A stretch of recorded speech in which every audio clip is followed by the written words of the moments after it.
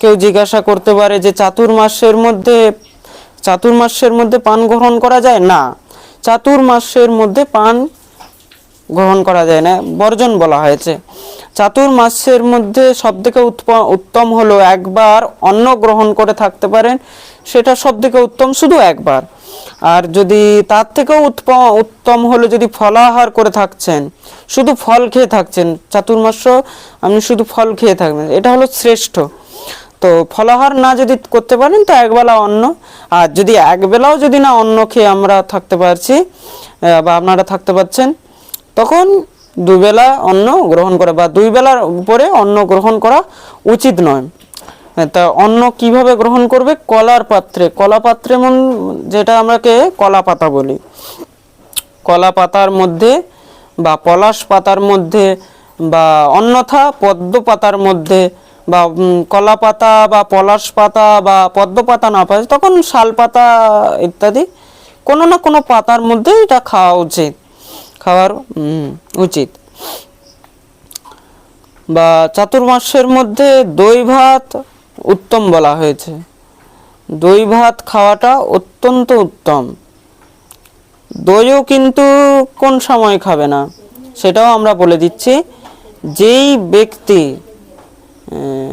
চাতুর্মাস্য ব্রতের মধ্যে কলা পাতায় ভোজন করেন বা কলা পাতার পলাশ পাতার মধ্যে ভোজন করেন বা পদ্ম পাতার মধ্যে ভোজন করেন, সে বড় থেকে বড় যদি পাপীও হয়, ব্রহ্ম হত্যারা, মদ্যপান করেন, বাচ্চাদেরকে মেরে দিয়েছে, অসত্যবাদী, যে মিথ্যে কথা বলেন, যে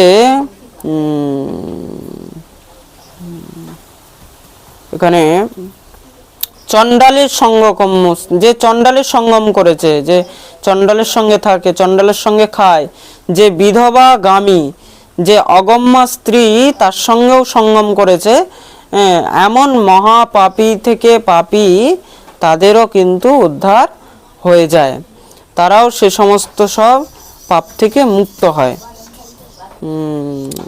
আর এই চাতুর্মাস্যের মধ্যে যদি কেউ চাতুর্মাস্য ব্রত করছে, তাকে বলা হচ্ছে চাতুর্মাস্য ব্রত করলে নিজের নখ কাটবেন না, কোনো প্রকারের কোনো শরীরের মধ্যে তেল লাগাবেন না, সাবান শ্যাম্পু ইত্যাদি কখনো উপযোগ করবেন না, ক্ষৌর কর্ম ইত্যাদি করবেন না। এই সময় 4 মাস পরেই করা উচিত এই সমস্ত সব। যারা ব্রত করছে তাদের জন্য এই নিয়ম, যারা করছে না তাদের জন্য নয়। আর সব থেকে উত্তম হলো অন্নের মধ্যে কি গ্রহণ করবেন? জব দিয়ে নির্মিত যা জিনিস হয় সেগুলোই খাওয়া উচিত, বা চাল দিয়ে যে জিনিসগুলো নির্মিত হয় সেইগুলোই পাওয়া উচিত, বা এছাড়া অন্য কোনো বস্তু গ্রহণ করা উচিত নয়।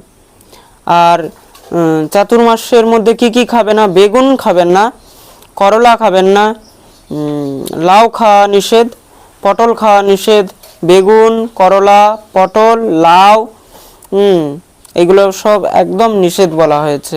আর বিশেষ করে শ্রাবণ মাসে যারা চাতুর্মাস্য ব্রত করবে, যারা পুরোটা করতে পারেন না, অল্প স্বল্প করতে পারবে, তাদের জন্য বলা হয়েছে কিছু কিছু মেন জিনিসগুলো শুনে রাখুন। শ্রাবণ মাসে শাক খেতে নেই, শ্রাবণ মাসে শাক খাওয়া চলবে না, শাক খাওয়া নিষেধ। ভাদ্র মাসে দই খাওয়া নিষেধ, ভাদ্র মাসে দই খাবেন না। আর আশ্বিন মাসে দুধ খাওয়া নিষেধ, এটা জেনে